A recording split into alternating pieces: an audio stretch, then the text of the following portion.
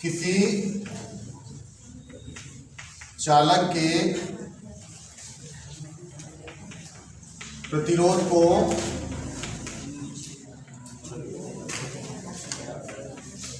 प्रभावित करने वाले कारक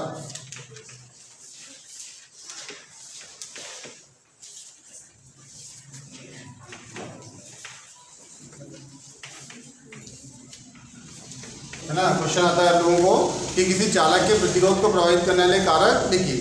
तो डेफिनेशन दोगे पहले तो कि किसी चालक के प्रतिरोध को प्रभावित करने वाले कारक निम्नलिखित है। फर्स्ट हो जाएगा पहला हो जाएगा हमारा क्या, चालक की लंबाई पर।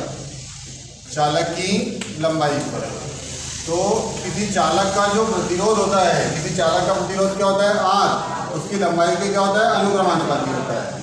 तो वही डेफिनेशन दोगे कि किसी चालक का प्रतिरोध उसकी लंबाई के क्या होता है, अनुक्रमानुपाती होता है। मतलब चालक की लंबाई बढ़ाने पर उसका प्रतिरोध क्या होता है, बढ़ता जाता है। इसलिए लंबे तार का प्रतिरोध अधिक है ना, और छोटे तार का प्रतिरोध क्या होता है, कम है ना। तो वही याद रखोगे कि चालक की लंबाई बढ़ाने पर उसका प्रतिरोध भी क्या हो जाएगा, बढ़ जाएगा। तो लंबे तार का प्रतिरोध अधिक और छोटे तार का प्रतिरोध क्या रहेगा, कम। सेकंड हो जाएगा चालक के अनुप्रस्थ, चालक के अनुप्रस्थ परिच्छेद के क्षेत्रफल पर, अनुप्रस्थ परिच्छेद के क्षेत्रफल पर, अनुप्रस्थ परिच्छेद के क्षेत्रफल पर। तो जो चालक का प्रतिरोध है, चालक का प्रतिरोध आर, उसके अनुप्रस्थ परिच्छेद का क्षेत्रफल मतलब ए, ये क्या होता है, व्युत्क्रमानुपाती होता है। Are proportional 1/a। मतलब अगर चालक के अनुप्रस्थ परिच्छेद का क्षेत्रफल अधिक है तो उसका प्रतिरोध क्या हो जाएगा, कम हो जाएगा, है ना। इसलिए जो तार मोटा रहेगा, अनुप्रस्थ परिच्छेद का क्षेत्रफल में जो उसकी मोटाई रहती है, ठीक है, उसकी जो मोटाई रहेगी, तो मोटे तार का प्रतिरोध क्या रहेगा, कम, और पतले तार का प्रतिरोध क्या रहेगा, अधिक रहेगा, है ना। याद रखना है, मोटे तार का प्रतिरोध क्या रहेगा, कम, और पतले तार का प्रतिरोध क्या रहेगा, अधिक रहेगा। क्योंकि किसी चालक का प्रतिरोध उसके अनुप्रस्थ परिच्छेद के क्षेत्रफल के क्या होता है, व्युत्क्रमानुपाती होता है ना। अब थर्ड रहेगा चालक के पदार्थ, चालक के पदार्थ की प्रकृति पर।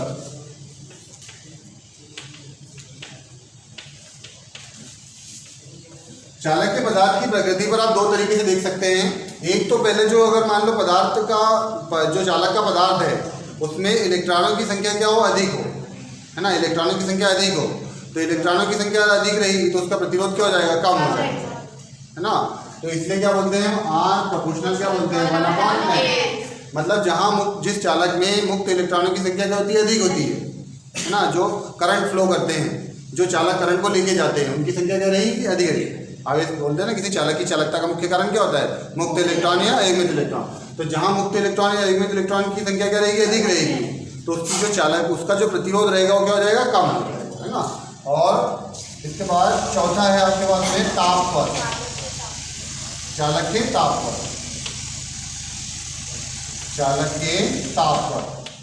तो चालक के ताप पर मतलब क्या हो जाएगा, वो जो जैसे जैसे अपन चालक का ताप बढ़ाते जाएंगे, ठीक है, चालक का ताप बढ़ाएंगे तो उसमें जो आयनों की गतिशीलता क्या है, वो बढ़ते चली जाएगी। अब आयनों की गतिशीलता बढ़ते चली जाती है, जिसके कारण वो गतिशील हो जाएंगे, मतलब बाधा डालने वाले क्या हो जाएंगे, ज़्यादा हो जाएंगे।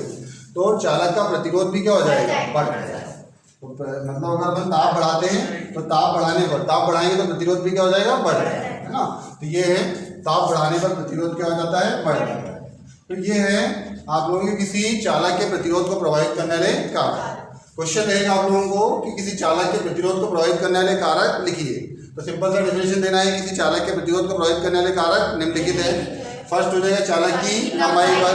तो किसी चालक का प्रतिरोध उसकी लंबाई के क्या होता है, अनुक्रमानुपाती होता है। अतः लंबे तार का प्रतिरोध जैसे जैसे लंबाई बढ़ाएंगे, तो जैसे जैसे लंबाई बढ़ाएंगे वैसे वैसे प्रतिरोध क्या हो जाएगा, बढ़ता चला जाएगा। इसलिए लंबे तार का प्रतिरोध अधिक तथा छोटे तार का प्रतिरोध क्या होता है, कम। सेकंड आ जाएगा अपना चालक के अनुप्रस्थ परिच्छेद के क्षेत्रफल पर। तो चालक का प्रतिरोध उसके अनुप्रस्थ परिच्छेद के क्षेत्रफल के क्या होता है, व्युत्क्रमानुपाती, आर प्रोपोर्शनल 1/a। मीन्स अगर आपका तार मोटा है तो मोटे तार का प्रतिरोध क्या रहेगा, कम, और बारीक तार का प्रतिरोध क्या रहेगा, अधिक, है ना।